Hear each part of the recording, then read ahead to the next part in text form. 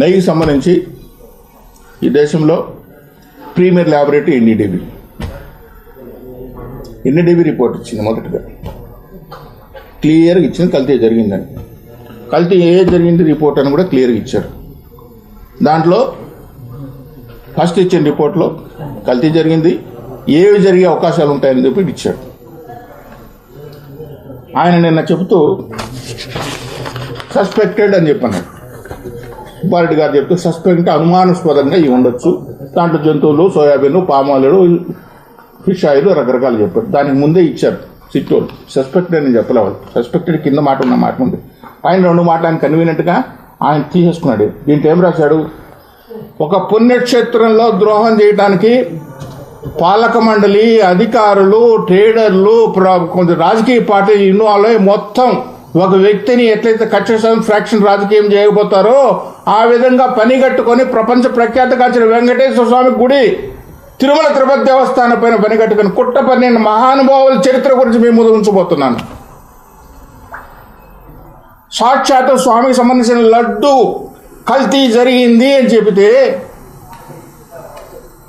కల్తీ విషయంలో సిట్ అనేది ఒక ఇన్వెస్టిగేషన్ ఏజెన్సీ వేస్తే ఆ సిట్ ఐపీ, సిఐడి, సుప్రీంకోర్టు నియమించిన సిబిఐ వాళ్ళు, ఎఫ్ఎస్ఎస్ఐ సంస్థ ఇంతమంది కలిసి నివేదిక ఇస్తే ఆ నివేదిక ఏంటంటే వైఎస్ఆర్సీపీ పార్టీలో జగన్మోహన్ రెడ్డి గారు ముఖ్యమంత్రిగా ఉన్న పరిపాలనలో అప్పుడున్న పాలక మండలి చేసిన అఘోరాలు ఏంటంటే వాళ్ళు తీసుకున్న నెయ్యి కాదు. అంటే ఇంతకాలం జనాలకి ఏంటంటే కల్తీ మాత్రం జరిగింది, ఏదో కొన్ని రసాయనాలు కలిపినారని కొంతమంది, ఏదో కొంత జంతువులు కొవ్వు కలిసిపోయిన కొంతమంది రకరకాలుగా మాట్లాడుతుంటే విషయం ఏంటంటే ఎన్డీడీబీ రిపోర్టు కూడా అందరంత ధీటుగా వాళ్ళు తీసుకొచ్చారు. ఎంత సాహసి ఇచ్చారంటే వాళ్ళకు కావాల్సిన మనుషులను ఎంచుకున్నారు, ట్రేడర్స్ ఎంచుకున్నారు, ఎవరెవరికి ఎంతెంత ముట్టాలని చెప్పి ముందుగానే నిర్ణయించుకున్నారు. వాళ్ళకు కావాల్సిన స్పెసిఫికేషన్స్, తిరుమల తిరుపతి దేవస్థానంలో 30 సంవత్సరాల నుంచి మార్చని స్పెసిఫికేషన్స్, ఏవైతే స్పెసిఫిక్ ఈ సప్లైకి యొక్క ఆవు నెయ్యి కావాల్సిన ఉండాలనో వాటిని మొత్తం తీసి పారేసి వాళ్ళకు కావాల్సిన మనకు అనుకూలంగా ఉండే స్పెసిఫికేషన్స్ అని పెట్టి ఒక హిందూ దేవాలయము, ప్రపంచ ప్రసిద్ధి కాల్చిన దేవస్థానానికి ఇంత కుట్ర పంది, అందులో పాలక మండలి ఉంది, అధికారులు ఉన్నారు, రాజకీయ పక్షాలు ఉన్నాయి, వ్యాపారస్తులు ఉన్నారంటే ఇంత కుట్ర పండితే భయము, భక్తి స్వామి పట్ల, సరే స్వామి దేవుడు సొమ్ము తింటున్నామే, ఆ దేవుడి పైన కొంచెం పదే మంది వాగ్దానాలు చేసి పదే ప్రమాణాలు చేసేవాళ్ళు, యాగాలు చేసేవాళ్ళు వీళ్ళు మాట్లాడుతుంటే అసలు హిందూగా పుట్టేందుకు నేను సిగ్గుపడుతున్నా. వీళ్ళ గురించి చెప్పడానికి వాళ్ళ పేర్లు ఎత్తి మాట్లాడడానికి కూడా సిగ్గుపడుతున్నా.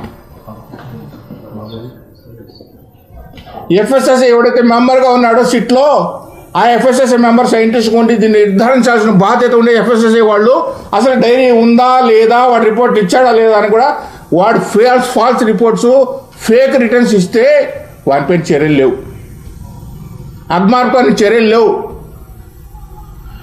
ఏదైతే పాలక మండలికి సంబంధించిన పర్చేజ్ కమిటీలో మహానుభావులు కూర్చొని వాళ్ళకి అధికారం లేకపోయినా, స్పెసిఫికేషన్స్ మార్పులు చేసే అధికారం పర్చేజ్ కమిటీకి లేకపోయినా, ఏవైతే టెక్నికల్ స్పెసిఫికేషన్స్ అన్ని మార్చేందుకు వాళ్ళు పర్చేజ్ కమిటీ తీసిన చిట్టు చెప్పింది, నేను చెప్పడం కాదు. అలాంటి చోట మనం పవిత్రంగా డిసిషన్ తీసుకోమని చెప్పడానికి ఆలోచన చేయకుండా కేవలం డబ్బు అని కక్కుర్తికి పాల్పడి ఇంత నికృష్టంగా పనులు చేసినారే, వాళ్ళు మానవ జన్మకు అర్హులు కాదు, మనిషిగా బతకడానికి ఒక క్షణం కూడా అర్థలేదు. ఈరోజు ప్రభుత్వంలో ఇంకా సిగ్గు లేకుండా ఉన్నారంటే వాళ్ళని పెట్టుకున్న ప్రభుత్వాన్ని ఏం చెప్పాలో వాళ్ళకి వదిలేస్తున్నాను. అధికారులు పనిష్మెంట్ చేయడం కాదు, అధికారులు ఒకరిద్దరు తీసేయడం కాదు, అప్పుడు పనికి మాల బోర్డు మమ్మల్ని ఇవాళ అదే బోర్డు కంటిన్యూ అవుతున్నారు కదా. ఏం చేస్తుంది ప్రభుత్వం? హిందూ జాతి మొత్తం దగ్గర ఇదే పోతుంది. హిందూ జాతి మొత్తం కళ్ళు తిరిగేలా ఉంది ఈరోజు నెయ్యి గురించి మాట్లాడుతుంటే. మాటకు ముందు దేవుడు, మాట తర్వాత దేవుడు చెప్పే నాయకుడు ఆ వైఎస్ఆర్సీపీ జగన్మోహన్ రెడ్డి గారు. దేవుడు అంటే మీకు సంబంధించిన యేసుక్రీస్తు ఒకటేనా దేవుడు? కొన్ని కోట్ల మంది కొలువై ఉన్నాడు వెంకటేశ్వర స్వామి దేవుడు కాదా? మీ నాన్న పడుకునే ముందు లేచిన తర్వాత ప్రతిరోజు బైబిల్ చదువుకొని వస్తాడు. మీకున్నంత అంత భక్తి దేవునికి ఉంటే హిందువులకు భక్తి లేదు ఉండదా? ఈ వద్వాస్థానం పని ఇవాళ ఇంకా మాట్లాడుతున్న సిగ్గు లేకుండా జగన్మోహన్ రెడ్డి గారు మీరు ఒక ముఖ్యమంత్రికి పనిచేసి స్వామికి సంబంధించిన కైంకర్యాలు కూడా మీరు పాపం పంచుకున్నారా? మీరు మనుషులేనా? ఇంకా మీరు మాట్లాడుతున్నారంటే యాగాలు చేస్తున్నాం, యజ్ఞాలు చేస్తున్నాం, పాపం అవుతాడు. మీకు పాపం కాదు, మీకు మీకు మీకు పడబోయే శిక్ష భగవంతుడు ఇంతకంటే ఇంకా ఘోరంగా చేస్తాడు దేవుడితో పెట్టలేకుంటే. రాజకీయాలు చేసుకోండి. అధికార పక్షం కానీ ప్రతిపక్షం కానీ దేవుడిని ఎందుకే పాపం చేస్తారు? నిన్న ఒక నాయకుడు మాట్లాడతాడు, భక్తులు బాధ్యత తీసుకోవాలి. మీరు కల్తీ చేసిన ప్రసాదం భక్తులు తినాలా? గుళ్ళోకి వస్తే మీ దగ్గర నెట్టించుకొని భక్తులు పడాలా? మీ దగ్గర తిట్టించుకొని భక్తులు పడాలా? భక్తులు బాధ్యత తీసుకోవడం ఏంది? మీరంటే మీరు కూతురు మీడియా ముందు కూర్చొని మాట్లాడితే భక్తులు ఏ విధంగా బాధ్యత తీసుకోవాలి? ఈ ప్రసాదం మేము ముట్టుకోమని చెప్పి మా జాతి మీది ప్రసాదం మేము ముట్టుకోమో ఏదో ఉందంట, జంతువు కలిశారంటానే. ఎక్కడైనా ఈ రిపోర్ట్లో జరిగిన చరిత్ర అంతా చూస్తే దీని వెనకాల ఎవడున్నాడు, ఎంత చరిత్ర ఉంది, ఎంత చరిత్రహీనులని వాళ్ళ దేశాన్ని పరిపాలిస్తున్నారు. ఇవాళ ఎవడాశ్రమం ఉంది దీంట్లో? ఎందుకు ఇంత ధైర్యం చేశారు? ఒక ప్రముఖ పుణ్యక్షేత్రం మక్కా చేయగలుగుతారా? ఇజ్రాయెల్కి వెళ్ళి చేయగలుగుతారా? ఒక చర్చికి చేయగలుగుతారా? మీరు నిజంగా ఒక అమ్మకు అప్పగా పుట్టింటే దేవుడి పైన కొంచెం భక్తి విశ్వాసం ఉంటే చెప్పు. నీ క్రిస్టియన్ పైన వచ్చేస్తామని చెప్పు.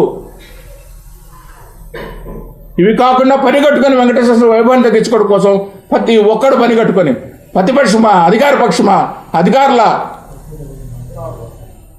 ఏ పాలకమండలి వస్తే ఏదో రోబోటిక్గా కూర్చొని ఏదో చేసేసుకుంటున్నా కదా. పాలకమండలి పనికిమాల పాలకమండలి ఎందుకు ఉండాలి? ఈరోజు కోట్ల మంది మాట్లాడుతున్నాం భక్తులంతా నివ్వరిపోతున్నారు. ఏంటో ప్రసాదంకి వస్తే ప్రసాదం ఇన్ని మాటలు మాట్లాడుతున్నారని.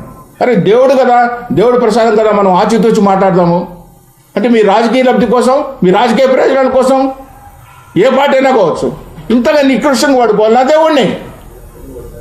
వాళ్ళు మాట్లాడినారు కాబట్టి మేము ప్రాపర్గా ఎక్స్పోజ్ చేసుకోవాలంటే మీది తప్పే. అధికారులను పనిష్మెంట్ చేయడం కాదు. అప్పుడున్న పాలక మండలి కూడా ఈ నిర్ణయాలు తీసుకోవడంలో పాలు పంచుకున్నారు కాబట్టి ఎవరు తప్పు చేసి వాళ్ళందరూ బలి చేయాల్సిందే. తీసిపడేయండి పాలక మండలిని. ఏ గతంలో చేశారు కదా మీరు, ప్రతిసారి స్పెసిఫిక్గా థర్డ్ వేశారు కదా. ఇటువంటి పరిణామాలు ఎందుకు స్పెసిఫిక్ అయితే వేయలేరు? నేషనల్ మీడియా గగ్గోలు పెడుతుంది, ఈరోజు గగ్గోలు పెడుతుంది.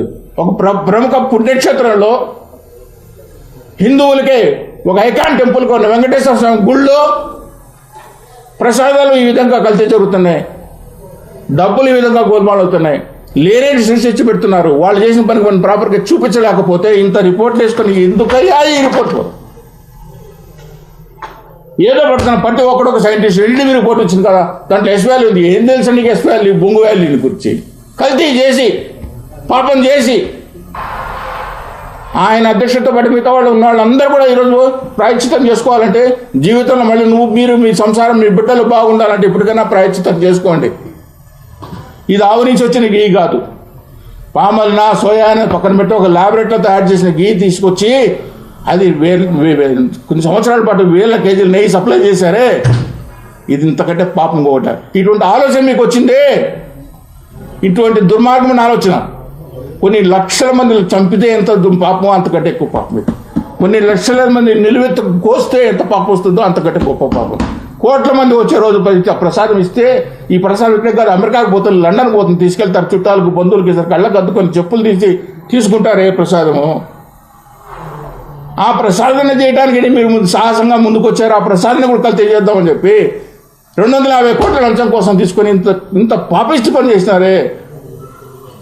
ఇంకా ఎందుకయ్యా దేవుడి పేరు చెప్పుకొని యామాలు యజ్ఞాలు అవన్నీ చేస్తామని చెప్పి ఇప్పుడు కానీ ఆయన ప్రయత్నం చేసి చెప్పుకున్నాడు.